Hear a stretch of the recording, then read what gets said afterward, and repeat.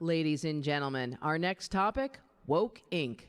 Please welcome, from the National Center for Public Policy, Justin Danhof, former U.S. Secretary of the Interior, David Bernhardt, and your moderator, co-host CPAC Now, Mercedes Schlapp.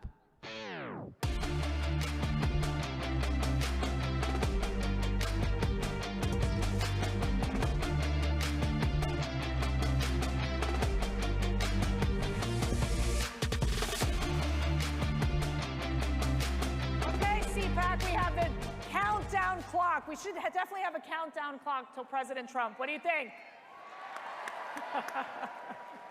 But in the meantime, you're stuck with us, but we're in very, very good company. And I'm so thrilled to have Secretary Bernhardt with us, as well as Justin. And this is a very important panel, because I think what we are trying to understand here is why and when corporate America went woke. So I'm going to start with you, Secretary Bernhardt, in terms of when did we start seeing this change, and were you surprised that this happened? Well, let's be clear. This isn't necessarily a new phenomenon. If you go back and look, this is the groundwork from the 1960s. Our educational institutions, the government bureaucracy, media, entertainment, and now the boardroom. It's not a new phenomenon. So, Justin, to you, we've seen a transition of almost these CEOs. You know, back in the day, the CEOs were kind of like supporters of the Republican Party. They were giving checks to the Republican Party. And yet, all of a sudden, you start seeing like the diversity officer having an enormous amount of power of what's happening in these corporations. Yeah, the org charts have completely changed, and the Secretary's right. What we're witnessing is the left's march through the institutions. So you're right to say the Marxists took over in the 1960s higher education, and that's right where we are with big business right now. We have a chance to course correct it, but the left has been intentionally taking over boardrooms. They've been giving voice to the most woke employees, and the outside groups that engage business, I have to say, this is where the right has fallen down over the years. The left activist group, from PETA to Greenpeace to the unions and everywhere in between, including activist investors, they really engage with business to push their policy issues, and the right, I think we ignored it at our peril. That's fascinating. The activist investor, who would have ever thought? Now, Mr. Secretary, we know that BLM, when all these riots happening, they were burning down cities, they were working with Antifa. These corporations got so scared, and they just threw millions of dollars into Black Lives Matter. Where's the money now? Well, that's the $60 million question. Right. Where is the money? And they keep asking, I mean, you've got the person that has the $1 million house. Now they have issues with the IRS. So, but do corporations, should be held accountable for basically spending this money recklessly with these leftist groups? Well, they actually probably got a tax deduction for it, as they gave to whatever organization was hosting the fiscally sponsored organization of Black Lives Matter. Justin, I want to dig in deeper here. There's organizations like, companies like BlackRock, very powerful, very influential. You have woke corporations going from American Express to Delta. They've moved into this ESG model. Explain this to our audience. Yeah, so ESG, I say it, I talk about it a lot, and people's eyes gloss over. Just reorient your definition. It technically stands for environmental, social, and corporate governance. What it really means is liberal politics influencing business. That's all it is, folks. And it's from everything from donating to BLM, from kowtowing to the CCP, while moralizing here to the United States of America. So you're right to point out the hundreds of millions of dollars that corporate America gave to BLM as they were burning down American cities. But hey, guess what? That's what got us all awake to the woke. Because as that happened, we saw a complete transition in the populace. For the very first time, big business pulled underwater with conservatives in 2021. It's never happened before. So that's why you're all here. That's why you have an inkling that something's wrong. And we're going to dig deep into how we got to this situation. David, also we know that when it comes to like the local government, state governments, these leaders, federal government, they're also very influential in where the money's going in terms of investment. Can you walk us through that process? That's right. There's a lot of investment and dollars in retirement accounts, other funding mechanisms at the state, local, and federal level. And to the extent that those local, state, or federal leaders want to have an influence on the types of things that they invest in, they can make some positions to do that. States like Texas and West Virginia and a number of state treasurers have begun to say, hey, if you're going to boycott activities that are very important to our community's social and economic welfare, like the development of natural resources, if you're going to boycott those activities, we're going to think long and hard about whether we should be investing within your organizations.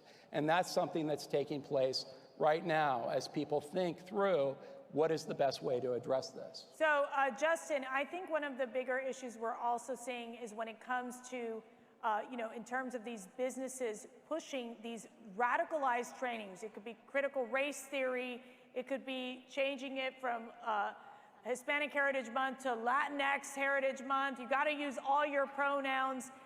I mean, these employees, they feel like they have to be silenced. I mean, they feel like they can't speak up.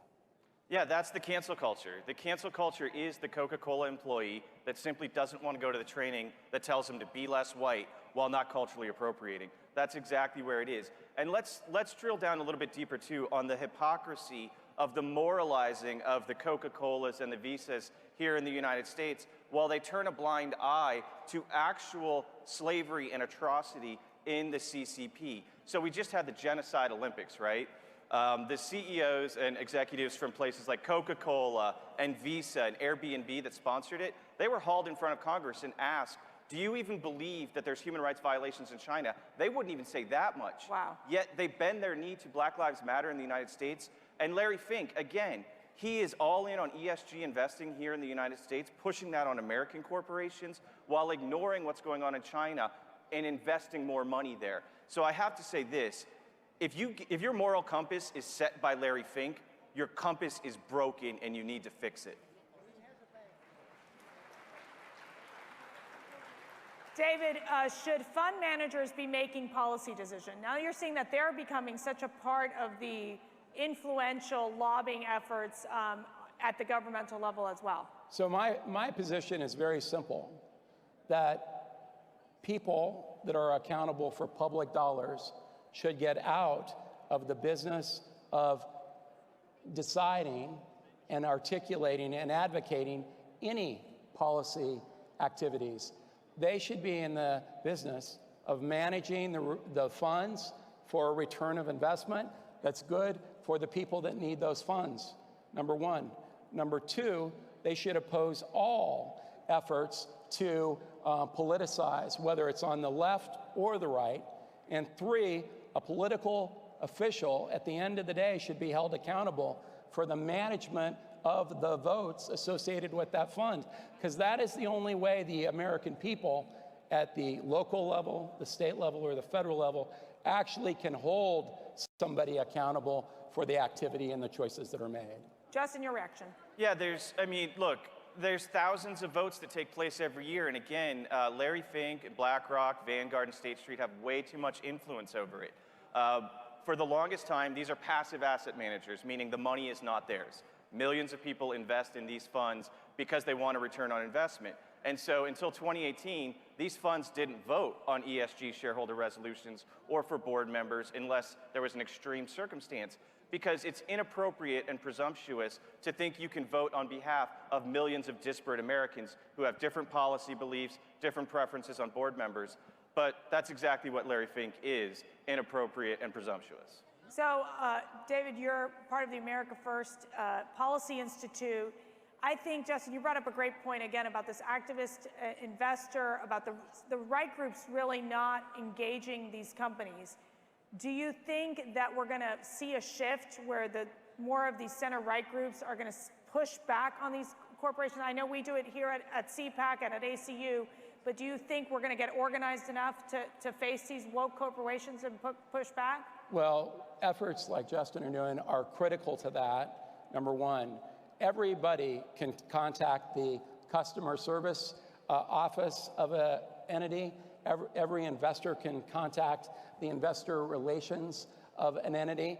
And beyond that, at the end of the day, the boardroom sees no downside to being anti-right. No downside. Right. And maybe they will, maybe they won't, but today they don't. So Justin, you've talked about this before when it comes to these shareholders, that you find that those conservative shareholders, or even those, I would just say, pro-America shareholders, they're not really vocal or even present in many of these shareholder meetings. Share what you have seen as you've been, really investigating this issue across the board in these corporations. Yeah, it's been lonely, I have to say. We attend dozens of shareholder meetings every year to press woke CEOs on the issues, but let me tell you, there's dozens of affinity groups on the left on all range of issues, pushing companies to go even further to the left. So if you show up at the annual meeting of Facebook, for example, it's flooded with leftists who think somehow they're not taking down enough conservative content.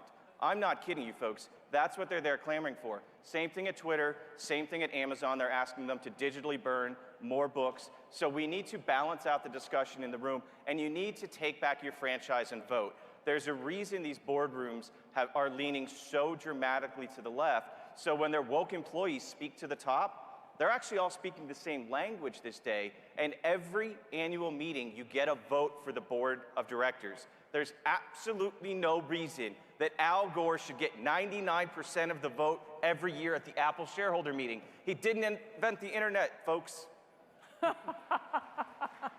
He's still around? I haven't heard that name in such a long time.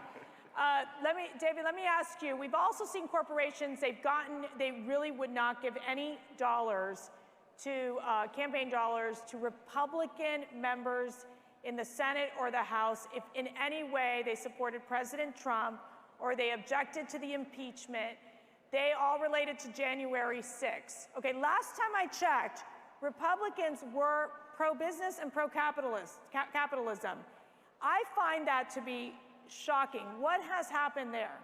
Well, I think the reality is that there is no pressure on the other side. Right. They are terrified of pressure from one side, and that is demonstrable.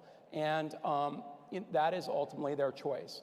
And we have a choice of talking about it, highlighting, acting on it, and pushing back or not. And that's why we're here. Do you think, Justin, that the pendulum will swing back to where woke corporations can become more awake than woke? How'd we do with higher education? Did we lose them in the 60s and swing it back? That's our problem. If we engage with the same way the left has, absolutely. That's one of the great things about what the liberals did in this corporate space. None of it was done in a smoke-filled room. It was all out in the open. Everything we've ever done at the Free Enterprise Project was a reverse 180 of how the left engaged. So the left files, shareholder resolutions demanding affirmative action for boards of directors. We file shareholder resolutions demanding that boards diversify their thought and viewpoint and ideology. So there's levels of engagement throughout that the left has figured out how to use the tools, but they gave us the tools at the same time. Right. I think one of the phenomenons that at least I'm seeing, and I want to get your thoughts on this, David, is that you're finding alternatives. All of a sudden, you find many of these Republicans or conservatives or someone that's just simply pro-capitalist and pro-America saying, I want to build a financial institution that will help gun owners. Or I am not going to go with these woke values. You're finding literally these tech companies, these alternative tech companies like Truth Social Media, Getter, alternative media companies as well. It is a growing phenomenon, and I don't want to call it alternative. I just want to call it pro-America. What are you seeing? Well, that is one of the greatest things about this country, is everyone has an opportunity to take an idea and turn it into an opportunity and move it forward. And people are going to do that, and dollars will flow to the products that are good. At the end of the day, if you have a better product, you're probably going to get it to market. Well, Justin, same question to you. I mean, don't you see don't you feel that there is a sense that at least we can have some balance on the right, where you're going to see more options for Americans to choose and then be able to leave like an American Express? Yeah, I think that we're going to find, financial institutions, social media firms pop up, but let's do both. Let's walk and chew gum at the same time. Let's try and disrupt the BlackRocks of the world. Let's try and, engage with American Express and Coca-Cola while we're building up the pro-American economy as well. Yeah, I would like the secret recipe of Coca-Cola. That would be great. Let me just get your final thoughts. I'll start with you, David. Look, we will end up in a better place. There's no question. This is a great country. We're going to head the right direction, and we'll get back there. Dustin. The American capitalist system is the greatest system mankind has ever created to lift people out of poverty. Yes. It will prevail. ESG and wokeness is a cancer. Let's kill the cancer and save the host. Thank you so much, Justin, David. This is a great panel, and thank you all for joining us. You're awesome.